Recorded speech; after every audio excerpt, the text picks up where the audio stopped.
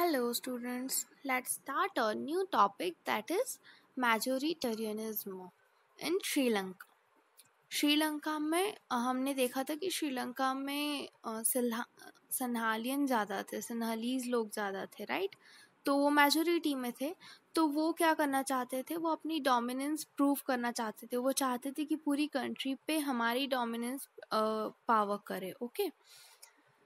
Sri Lanka emerged as an independent country in 1948। 1948 में क्या हुआ था, श्रीलंका एक इंडिपेंडेंट कंट्री के जैसे इवॉल्व हुआ था। The leaders of Sinhala community sought to secure dominance over government by virtue of their majority। Sinhala community के जो लीडर्स थे वो क्या चाहते थे कि गवर्नमेंट के ऊपर हमारी डोमिनेंस चले, हमारी पावर चले, और अपनी मेजोरिटी के वर्च्यू के कारण, मतलब अपनी मेजोरिटी के एग्जिस्टेंस के कारण उन्होंने सिक्योर कर ली थी वो position. As a result, the democratically elected government adopted a series of majoritarian measures to establish Sinhala supremacy। तो अब जब उन्होंने गवर्नमेंट में अपनी प्लेस, अपनी पोजीशन सिक्योर कर लिया है, तो जो डेमोक्रेटिकली जो गवर्नमेंट इलेक्ट हुई थी, उन्होंने क्या किया था कि मेजोरिटी में जो पीपल थे, तो सिन्हालास की सुप्रीमेसी को, मतलब वो लोग सुप्रीम वे में रहे, उसको इस्टेब्लिश करने के लिए उन्होंने बहुत सारे ऐसे मेजोरिटेरियन सीरीज़ अपनाए थे। मतलब बहुत सारे ऐसे एक्शंस लिए थे जो सिर्फ सिन्हाला कम्युनिटी के लिए थे और उनकी सुप्रीमेसी के लिए थे। ओके। In 1956 में an act was passed to recognize Sinhala as the only official language, thus disregarding Tamil। 1956 में एक एक्ट पास किया था उन्होंने, वहाँ की गवर्नमेंट ने, कि सिन्हाला को ऑफिशियल लैंग्वेज माना जाएगा, और इसकी वजह से जो तमिल लैंग्वेज बोलने वाले लोग थे उनको थोड़ा सा डिसरिगार्ड हुआ था, मतलब कि वो डिसअपॉइंटेड थे। The government followed preferential policies that favoured Sinhala applicants for university positions and government jobs. यहाँ पे ये इंपॉर्टेंट पॉइंट्स है स्टूडेंट्स, कि गवर्नमेंट ने किसको फेवर करना स्टार्ट किया था, कि जो सिन्हाला एप्लीकेंट्स हैं, मतलब जो सिन्हालीज हैं, जो सिन्हाला बोलना जानते हैं और सिन्हाला को फॉलो करते हैं, तो उनको यूनिवर्सिटी में पोजीशंस ज़्यादा दिया जाएगा और गवर्नमेंट जॉब्स। जैसे कि हमारे यहाँ पे क्या होता है, हमारे यहाँ पे रिजर्वेशन सिस्टम होता है, तो हम उसके फेवर में फ़िलहाल बहुत सारे स्टूडेंट्स नहीं हैं, तो वहाँ पे ये किया जाता था कि यूनिवर्सिटी में एडमिशन्स भी उन्हीं स्टूडेंट्स को ज़्यादा फेवर में दिए जाते थे, सिन्हाला एप्लीकेंट्स को, और गवर्नमेंट जॉब्स में भी सिन्हालीज को फेवर किया जाता था। A new constitution stipulated that the state shall protect and foster Buddhism. जो नया कॉन्स्टिट्यूशन बना था, उन्होंने ये स्टिपुलेट कर दिया था, मतलब कि नए कॉन्स्टिट्यूशन से ये बात उभर के आई थी कि हमारा स्टेट क्या है, वो बुद्धिज्म को प्रोटेक्ट भी करेगा और फॉस्टर भी करेगा, मतलब उसको फ्यूचर में उसके एग्जिस्टेंस को बढ़ाएगा, बुद्धिज्म के एग्जिस्टेंस को। All these government measures, coming one after other, gradually increase the feeling of alienation among Sri Lankan Tamils। ये जितने भी गवर्नमेंट ये कदम उठा रही थी, एक के बाद एक ऐसे कदम उठाए जा रहे थे, तो उसकी वजह से क्या हो रहा था कि श्रीलंका में रहने वाले जो तमिल लोग थे, वो अपने आप को एलियनेशन की फीलिंग इंक्रीज करते जा रहे थे अपने आप में। एलियनेशन क्या होता है स्टूडेंट्स, कि जैसे कि हम एक ग्रुप में रह के भी हमें ऐसा लगता है कि हम अलग हैं, हमें अलग माना जा रहा है, तो वो फीलिंग होती है एलियनेशन वाली। तो सारे जो श्रीलंका तमिल्स थे वो अपने आप को एलियनेशन की फीलिंग से मतलब उनके अंदर वो फीलिंग इंक्रीज होती जा रही थी। They felt that none of the major political parties led by the Buddhist Sinhala leaders was sensitive to their language and culture। उन्हें ये फील होने लगा था कि जितनी भी पॉलिटिकल पार्टीज़ है, उन्हें हमारी लैंग्वेज और हमारे कल्चर की कोई परवाह ही नहीं है, वो उनके बारे में कुछ नहीं सोचते। और वो सारे कौन है, बुद्धिस्ट सिन्हाला लीडर्स हैं। जैसे कि हमने अभी पढ़ा कि गवर्नमेंट पे डोमिनेंस किसने किया था, सिन्हाला लीडर्स ने। They felt that constitution and government policies denied them equal political rights। उन्हें ये फीलिंग आने लगी थी कि जो कॉन्स्टिट्यूशन है और वहाँ की जो पॉलिसीज़ हैं, गवर्नमेंट की पॉलिसीज़ हैं, उन्होंने उनको इक्वल पॉलिटिकल राइट्स देना बंद कर दिया है, मतलब वो इक्वल मानना बंद कर दिया है। एंड डिस्क्रिमिनेटेड अगेंस्ट देम, और उनके अगेंस्ट क्या भेदभाव होना स्टार्ट हो गया है। In getting jobs and other opportunities and ignore their interest, और उनके इंटरेस्ट को इग्नोरेंस मिल रहा है। ये तीन चीज़ें उनको फील होने लगी थी कि गवर्नमेंट पॉलिसीज और कॉन्स्टिट्यूशन है वो उनको पॉलिटिकल इक्वल राइट्स नहीं दे रहा है, उनके साथ भेदभाव किया जा रहा है जॉब्स पाने में, नई अपॉर्चुनिटीज़ के लिए, और उनके इंटरेस्ट को इग्नोर किया जा रहा है। As a result the relation between Sinhala and Tamil communities strained over time. इसका रिजल्ट क्या हुआ कि तमिल कम्युनिटी और सिन्हाला कम्युनिटी जो थी श्रीलंका में, उनके बीच के रिलेशंस में लड़ाई होना स्टार्ट हो गई। मतलब अपन बोलते हैं ना, झगड़ा होना स्टार्ट हो गया। The Sri Lankan Tamils launched parties and struggles for recognition of Tamil as an official language. अब श्रीलंकन तमिल्स जो हैं उन्होंने स्ट्रगल करना स्टार्ट किया, उन्होंने नई पार्टीज़ बनाना स्टार्ट कर दी ताकि तमिल लैंग्वेज को ऑफिशियल लैंग्वेज बनाया जाए और उसको भी रिकॉग्निशन मिले। For regional autonomy and equality of opportunity in securing education and jobs. और ये उन्होंने अपनी पार्टीज़ बनाना, अपने स्ट्रगल्स करना किस लिए चालू किया था? एक तो तमिल को एक ऑफिशियल लैंग्वेज बनाने के लिए, दूसरा रीजनल इकोनॉमी बनाने के लिए, रीजनल ऑटोनॉमी बनाने के लिए। रीजनल ऑटोनॉमी मतलब क्या स्टूडेंट्स, कि वो अपने ही रीजन की चाहती थी कि हम खुद पावर्स लें।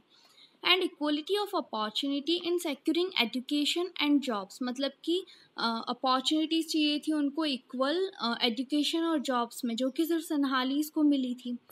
But the demand for more autonomy to provinces populated by the Tamils was repeatedly denied. मतलब कि वो उनकी जो डिमांड थी कि वो अपनी खुद की तमिल्स जहाँ पे पॉपुलेटेड हैं उन पर खुद की ऑटोनॉमी चलाएं, वो रिपीटेडली डिनाई कर रही थी। कौन? सनहालीज़ government. By 1980, several political organizations were formed demanding an independent Tamil Elam. मतलब कि 1980s के आते आते क्या हुआ कि बहुत सारी पॉलिटिकल ऑर्गेनाइजेशंस बनी जो कि क्या डिमांड कर रही थी? कि अपना खुद का तमिल स्टेट डिमांड कर रही थी। इन northern and eastern parts of Sri Lanka, Sri Lanka के नॉर्थ और ईस्ट पार्ट्स में से।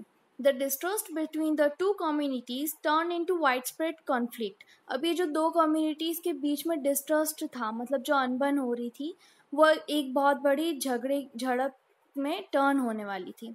It soon turn into a civil war. देखो अब यहाँ पे क्या हुआ कि श्रीलंका में दो कम्युनिटीज़ के बीच में सिर्फ एक ही कम्युनिटी को मतलब मेजोरिटी के अकॉर्डिंग अपनी गवर्नमेंट बनाने का मौका मिला, उनको स्पेशल राइट्स मिले, जॉब्स में रिजर्वेशन मिला, एडमिशन्स में रिजर्वेशन मिला। तो अब वहाँ पे क्या हुआ कि सिविल वॉर टर्न हो गया, मतलब वो कंडीशन टर्न किस में हो गई? सिविल वॉर में। सिविल वॉर क्या होता है स्टूडेंट्स, कि एक ही कंट्री में रहने वाली दो अलग अलग कम्युनिटीज़ के बीच में जब वॉर जैसी सिचुएशन हो जाती है तो उसको सिविल वॉर बोलते हैं। As a result, thousands of people of both the communities have been killed. मतलब इसका रिजल्ट क्या हुआ कि हज़ारों लोग दोनों कम्युनिटीज़ के मारे गए। Many families were forced to leave the country as refugees and many more lost their livelihoods. बहुत सारी फैमिलीज़ को कंट्री छोड़ के जाना पड़ा और बहुत सारे लोगों ने अपनी जान गंवा दी। You have read chapter 1 of economics textbook class 10th about Sri Lanka's excellent record of economic development, education and health. हम इकोनॉमिक्स बुक में पढ़ेंगे चैप्टर 1 में दैट श्रीलंका का रिकॉर्ड इकोनॉमिक डेवलपमेंट में, एजुकेशन में और हेल्थ में बहुत अच्छा रहा है, एक्सेलेंट रहा है। But the civil war has caused a terrible setback of to the social, cultural and economic life of the country. लेकिन ये जो सिविल वॉर हुआ था उसकी वजह से एक टेरिबल, बहुत शॉकिंग सेटबैक हुआ था। उनकी सोशल लाइफ मतलब बैक चली गई थी, कल्चरल लाइफ बैक चली गई थी डाउनवर्ड्स, एंड इकोनॉमिक लाइफ भी बहुत बैडली डैमेज हो गई थी। और सिविल वॉर कब एंड हुआ था? It ended in 2009। 2009 में एंड हो गया था सिविल वॉर श्रीलंका में। तो हमने श्रीलंका की कंडीशन को अच्छे से देखा, दोनों कम्युनिटीज़ में कैसे डोमिनेंस हुआ पावर का, पावर शेयरिंग कैसे हुआ था। अब हम बेल्जियम में देखेंगे। Accommodation in Belgium.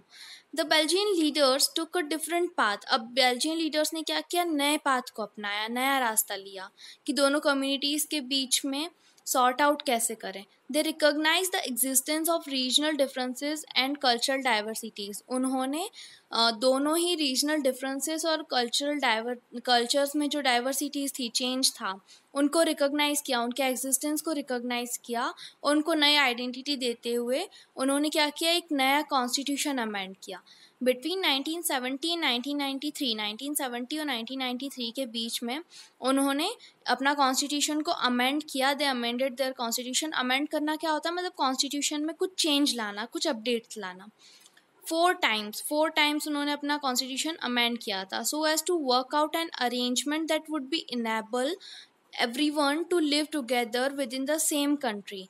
मतलब कि एक ऐसा अरेंजमेंट बनाया उन्होंने ताकि हर कोई अच्छे से एक ही कंट्री में अपनी खुद की रीजनल लैंग्वेज के साथ, अपने कल्चर के साथ रह सके। The arrangement they work out is different from any other country. मतलब ये किसी भी कंट्री ने ऐसा कोई अरेंजमेंट नहीं बनाया था अपने कॉन्स्टिट्यूशन में, एंड इज़ वेरी इनोवेटिव। मतलब बहुत ही अलग, बहुत ही इनोवेशन टाइप का नया इनोवेशन था। Here are some of elements of Belgian model। हम यहाँ पे बेल्जियन मॉडल के 4-5 पॉइंट्स पढ़ेंगे स्टूडेंट्स कि उसमें ऐसा क्या था, ठीक है। और ये बहुत इंपॉर्टेंट पॉइंट्स है, आप लोग उसको अच्छे से पढ़ना। Constitution prescribes that the number of Dutch and French-speaking ministers shall be equal in central government। Central government में डच स्पीकिंग और फ्रेंच स्पीकिंग मिनिस्टर्स इक्वल होंगे, इक्वल अमाउंट में होंगे, ठीक है, इक्वल नंबर्स में होंगे।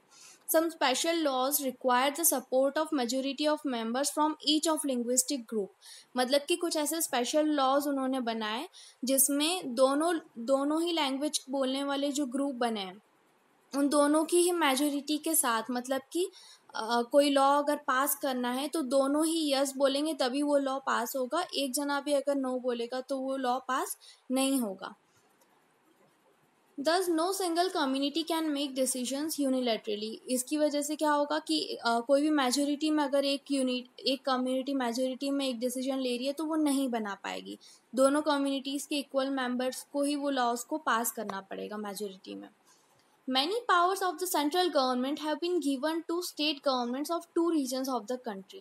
सेंट्रल गवर्नमेंट की बहुत सारी पावर्स जो थी वो उन्होंने स्टेट गवर्नमेंट्स में बांट दी थी कंट्री के 2 रीजन्स में। हमने देखा था एक नॉर्थर्न रीजन था बेल्जियम में, एक साउथर्न रीजन था, तो वहाँ पे जो स्टेट गवर्नमेंट्स थी उनमें उन्होंने पावर बांट दी थी। The state governments are not subordinate to central government. मतलब जो स्टेट गवर्नमेंट्स थी उनको सेंट्रल गवर्नमेंट से उनका कोई लेना देना नहीं था, वो अपनी गवर्नमेंट खुद चला सकते थे। Brussels had a separate government in which both the communities have equal representation। Brussels जो बेल्जियम की कैपिटल है उसकी अपनी एक सेपरेट गवर्नमेंट थी जिसमें दोनों कम्युनिटीज़ का इक्वल रिप्रेजेंटेशन था, मतलब कि equal number of both communities. The French speaking people accepted equal representation in Brussels because the Dutch speaking communities has accepted equal representation in central government। देखो Brussels में French speaking people ज़्यादा थे 80%, right.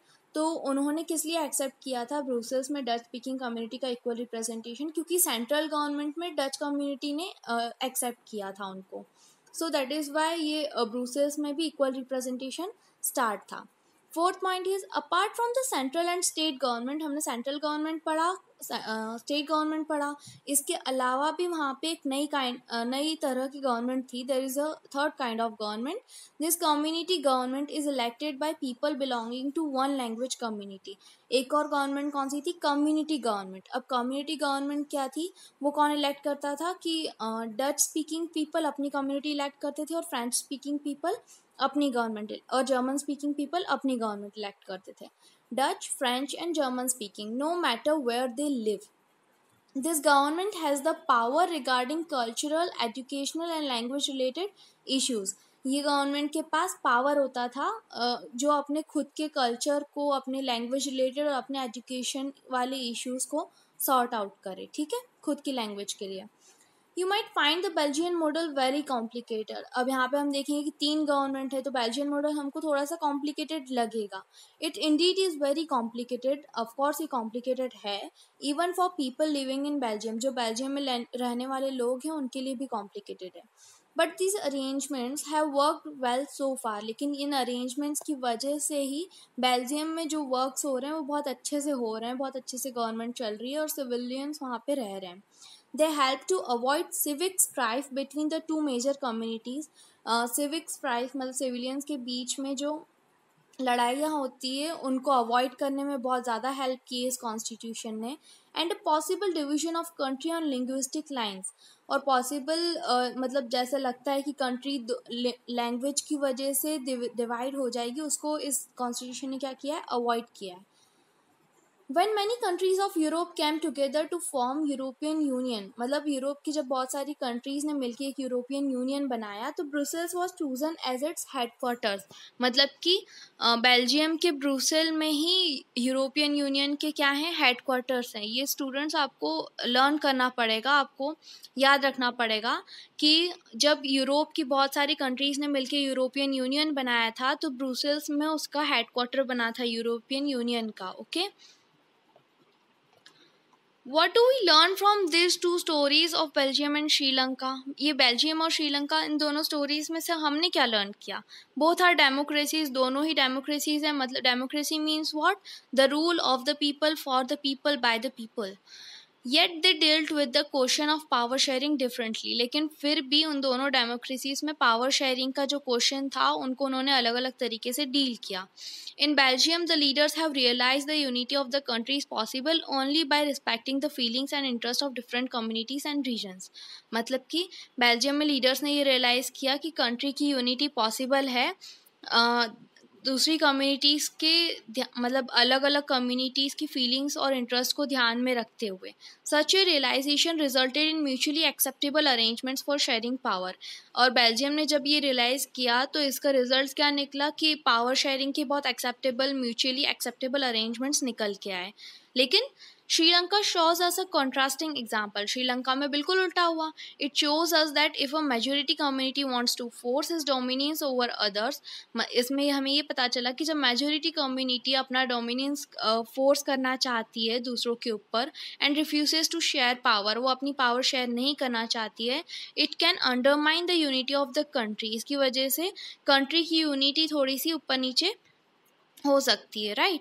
The next topic is why power sharing is desirable. We will discuss it in the next lecture. तब तक keep studying.